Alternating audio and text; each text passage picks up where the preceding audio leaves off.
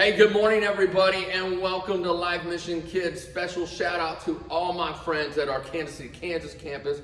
Hey, good to see you. So give me a virtual fist bump. Boom. Let's blow it up because here we go.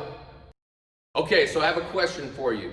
How many of you know what your body temperature should be around? Around 98 some odd degrees, give or take a little bit. And how do you know what your temperature is? Well, when I was a kid, they had the, hey, putting your lip in your way, and as you wait and wait, you pull it out, and it will tell you. And then as I got older, they got things that they put on your head, and then it would go to a certain spot, and it would be like, aha, you're having a fever, or you're not. And now they have those things like this.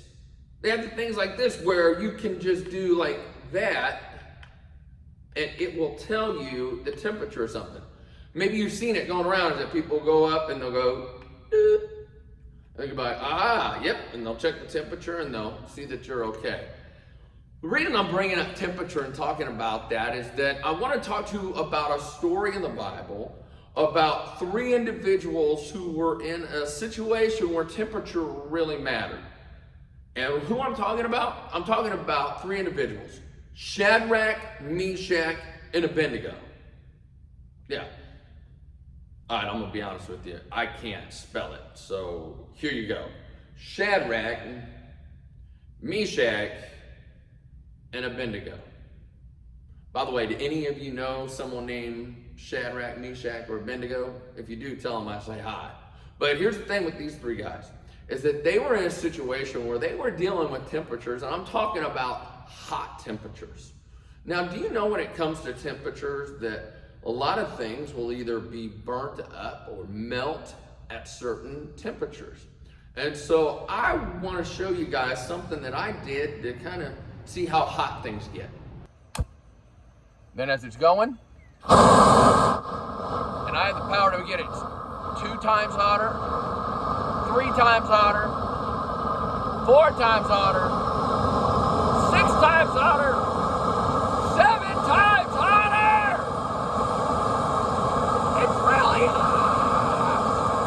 Now, as you can see from that video there, things were a little hot and really hot. You definitely wouldn't want to touch that, and you don't want to be playing with any fire, matches, or anything. And I had some buckets of water and things to keep things safe. But that really had me thinking, wow, can you imagine being around something that hot? Well, Shadrach, Meshach, and Abednego were actually around something even hotter and hotter. What they were is, have you ever seen something like melted, or maybe a blacksmith? You know how a blacksmith would put something in the hot fire there, the furnace, and then they would pound it, and it gets so hot, it's like red hot, and they pound it and they pound it. Well, this is a similar situation. And what I'm referring to is in the book of Daniel, Daniel chapter 3 talks about these three guys, and I want you to follow along with me. So Shadrach, Meshach, and Abednego were three guys that were brought to this place. And they did so well that they were in a position of authority. They were able to oversee some things. But the king didn't follow God. And the king ended up building an idol. But here's the thing, that idol, it was really tall. It was made out of gold. And they say that if you take like 5 camels,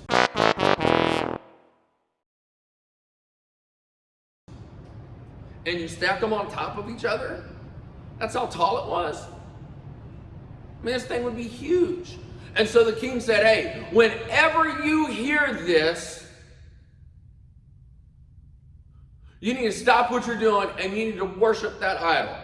So can you imagine just being around, just like, hey man, how you doing? Oh, cool, yeah, I'm doing that.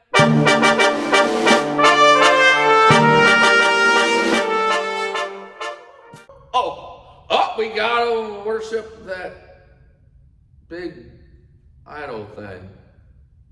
And that's what people had to do. But if they didn't, they were thrown in the fiery furnace. Now, they believed that this furnace was made to make bricks, where you're pounding stuff and you're doing stuff to make like metal tools and different things. So it wasn't like your fire pit that you have at home. Like, this was something that was really hot. And so everybody knew what it was. They were able to see it. They were able to smell the smoke. And if you went by it, you were able to feel it. So there was no question of what that was. And it was quite clear that if you don't stop when you hear the in worship, that's where you're going. Well, these three guys had a choice. And when that music played, they didn't stop and worship. And so they were brought to the king. And the king was like, hello? Did you not get, I sent out like a mass text, and like they put it up everywhere. They sent it to your mom's Facebook page, all over that. And they said that if you don't stop and worship when you hear this, then you're going in the fiery furnace. So I'm going to give you a second chance. Maybe you just, you didn't get the message or something. You're too busy playing your game, but I need you to do that. So Shadrach, Meshach, and Abednego had the chance to avoid being put in a furnace or any harm by just saying, oh, can you believe that? I can't believe we forgot that. Did you believe that? Did you believe that? So Shadrach, Meshach, and Abednego had a chance right there to get out of any possible hurt, anything that would happen to them. But if you read in the Bible there in Daniel chapter 3, that it would say, no, king, we don't answer you on that. But here's something that I want you to also realize, is that Shadrach, Meshach, and Abednego had faith, and they stuck to what they believed in. They stuck to what they believed in so much that they risked being thrown in a fiery furnace because they knew that it wasn't right to worship any other god. They knew it wasn't right to go before idols. But if you look further in chapter 3 and verse 18, how it says, hey, even if we are not saved physically from this, I ain't doing it. Can you imagine how brave you would have to be to stand up in front of the king, and you've seen the fire, you've smelled the fire, you felt the fire, and know that that's where you're going, and you say, hey, I ain't worshiping that idol, and no, I understand we might get thrown in there, and yep, we know what happens when things get thrown in fire, but even so, we ain't doing it. Now, for me, I'm going to tell you right now, if I was put in that situation, that'd be tough. Do you think you could stand up to someone and say that when you know that that's the situation? I'm going to tell you right now, I can't do it. There's no way I can do it. I can't do it.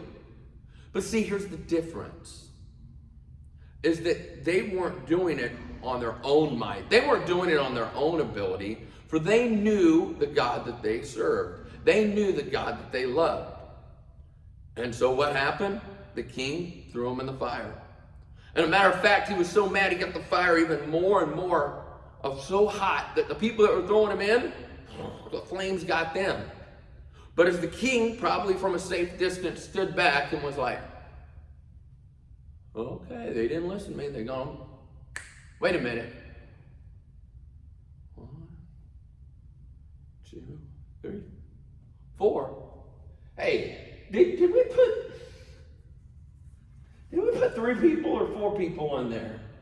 We put 3 people in there. And so what does it say as you read on? Is that there were 4 people in there. That it looked like the Son of God. For God was with them in that fiery time. So the king said, hey, and I'm sure he didn't like touch it, but he was like, hey guys, do you mind coming out of there? So Shadrach, Meshach, and Abednego all came out. Now, were their clothes burnt? Were their clothes messed up? Not a mark. Did they smell like it? Have you ever got too close to the campfire or the grill, and all of a sudden you're like, hey, it smells like barbecue, or smells like campfire. And that's what you smell like? For their clothes weren't burned up. They didn't even smell like it. Not a hair on their head was burnt. And they were safe in the fire. Now, do you know why they were safe through the fire? Oh, I know. It's because they knew what to do. And if you position yourself just right, and the flames will go right past you, like, and you move real slow. And there's this special thing, and they had this thing that they threw on them, and it kept them safe. No. Just like our verse that we're learning this month, our God is able to do immeasurably more than all we can ask or imagine. Do you know why they were saved from the fire? Do you know why nothing happened to them, why they didn't even smell like it? It was because they put their faith and their trust in God. And like I said earlier, that takes a lot of courage to do. And I know that I would be afraid, and that's why we have to realize that we can't do it ourselves. Just like we've talked about before, trust in the Lord with all your heart, lean not on your own understanding. In all your ways, acknowledge him, and he will direct your path. Now, I think these three guys trusted in the Lord with all their heart.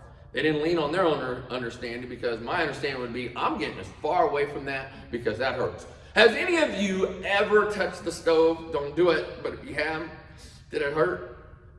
You can't see it, but on my hand right here, there was a fire and there was this rod in there, and I was probably like in second grade, first grade, and I said, oh, I'm gonna get the rod out of the fire.